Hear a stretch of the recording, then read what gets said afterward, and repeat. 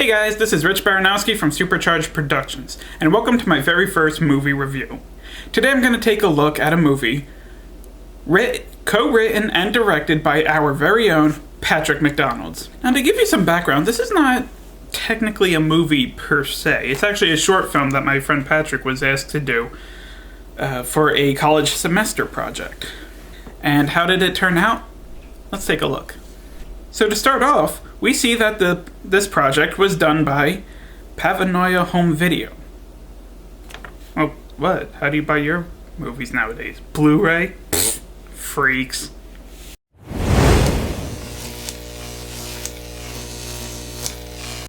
Whoa! Who updated the Screen Shocks logo? Came a long way. Apparently this movie was also made by the Roadrunner. And Screen Shocks. Again. And Paranoia. Hey, motherfucking again. What happened? Welcome, General. General? I didn't even see this guy getting out of boot camp. Can somebody please tell this woman to stop smiling? We fucked up and had to kill somebody. Taxpayers don't like wasting their money on defective goods. Oh, trust me, General. The American taxpayers have spent their money on far worse things than creating real-life Captain America.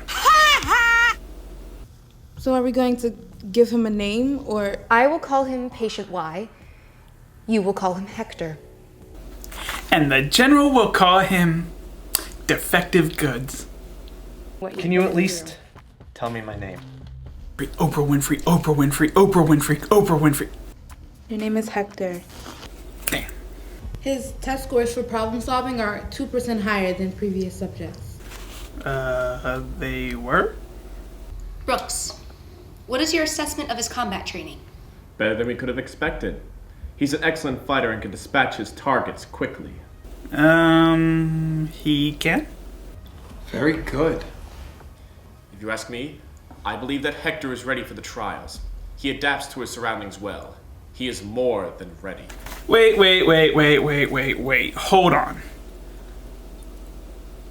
Am I the only one who feels like I missed something? I'm sorry, I know I'm probably passing the blame off, but when did we ever see him in combat training? Where the fuck is this shit coming from? I feel like there's something that's missing from this.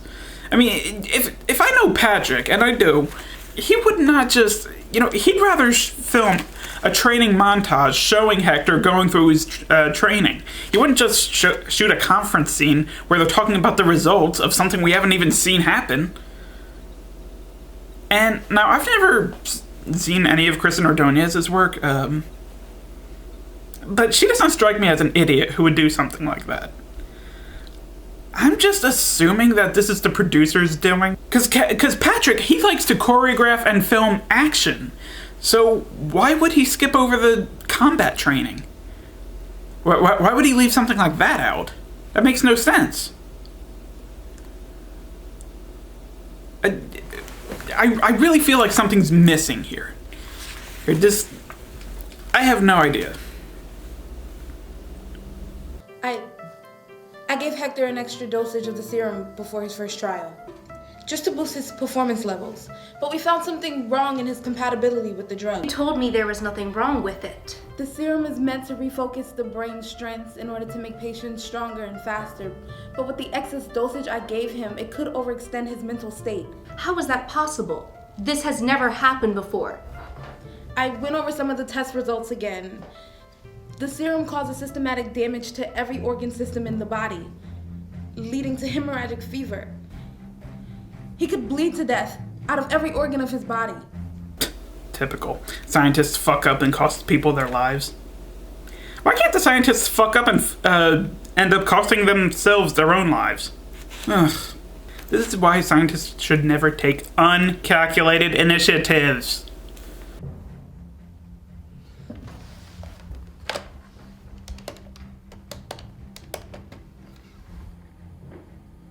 Brooks, you need to terminate patient Y. I don't understand. He might hemorrhage and die, Brooks. What if that happens in the general's office? We'll lose everything. I don't care how you do it. You just get him before he gets into that building. Understood.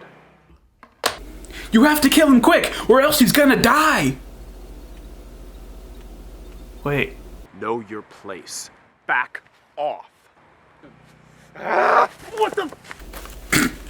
Okay, seriously, Brooks. What the hell part of picking a fight with a super soldier sounded like a good idea? I mean, okay, he's about to hemorrhage to death, but come on, use your head!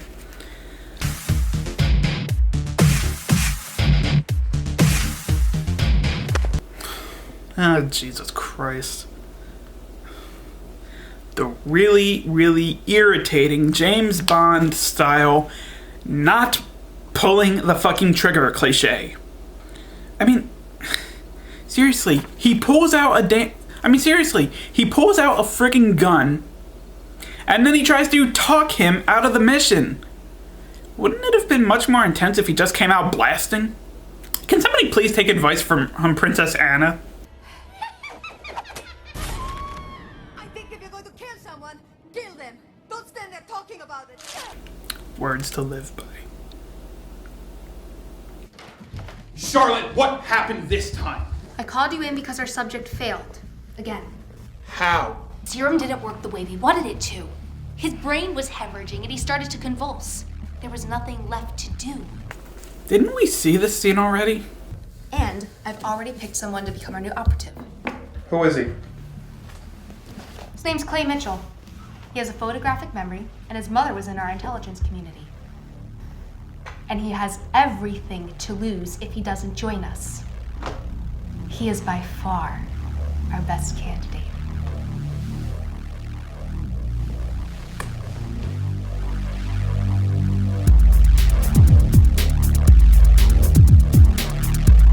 Well, that was an abrupt ending. Did they not have enough time to finish their script before their project was due? What the hell happened there? That was clumsy as shit. They build up this Clay Mitchell character, but then we never see him? What the... Did I just miss something? I mean, okay, they're probably setting it up for a sequel, but... There's smarter ways to end it than just stopping. Just cut, roll credits? That's it? I really feel like there's something else that was cut out. Like, they deleted their ending or something like that. I don't know. Was that like a technical mistake? What the hell?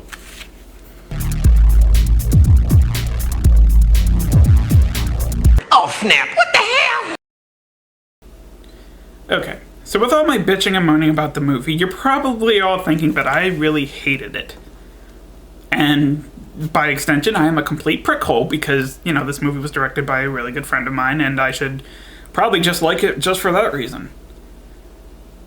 But I'm obviously a cold-hearted bastard and I really hated this movie. And you would all be wrong. It's not bad, to be perfectly honest, despite my bitching and nitpicking at it. It's pretty good. The hard work still shines through, even though there are some storytelling issues. For example, the acting's not too bad. Some of the camera angles are pretty cool. And the fight scenes are really well choreographed, despite their short running time. But then again, this whole short film is only about 15 minutes long. So I think if they went on for too long, you know, then it'd just be too monotonous. And I spoke with my friend, director Patrick McDonald, and he basically clarified a few things. Number one, he did film a training sequence that, for some reason, his producer cut out of the movie. He said it was too exposition-y. But here's the thing: in a short film, you need exposition. You can't cut something like that out, because then you're costing your own short film its own logic. You know, because now now it doesn't make any sense. You know, a couple of more minutes runtime would not have hurt this film. This is one of the big problems that I have with shorter movies, short films, is that you have to know what to tell and what to show. You can't show everything, because then it's no longer a short film. It's just, you have to know exactly how much to show and how much to tell. And in short films, you can get away with more exposition because there's less time for you to do it, to explain everything. Whereas in a feature-length film, you have the entire runtime to explain this stuff to us, especially if it's your first movie and you want to create a sequel. Just explain the world, just kind of explain the characters and what they're doing and what they're fighting for, blah, blah, blah, blah, blah. You can't just hammer in all the exposition, okay, unless it's a short film. This is the only time you can get away with exposition. Take notes, Nolan. So, with that being said, if you have 15 minutes to kill, this is not a bad way to spend it. Just keep in mind that this is made by college film students and not Universal Studios. So, check out Mental Prelude at this URL, and I will see you guys in the next review when I take a look at Paramount Pictures and DreamWorks Pictures present Jim Carrey, and Jim Carrey. Then the unthinkable happened. Lemony Snicket's A Series of Unfortunate Events, directed by Brad Silberling. Now that we're family, I can be the ultimate dad. We're very concerned.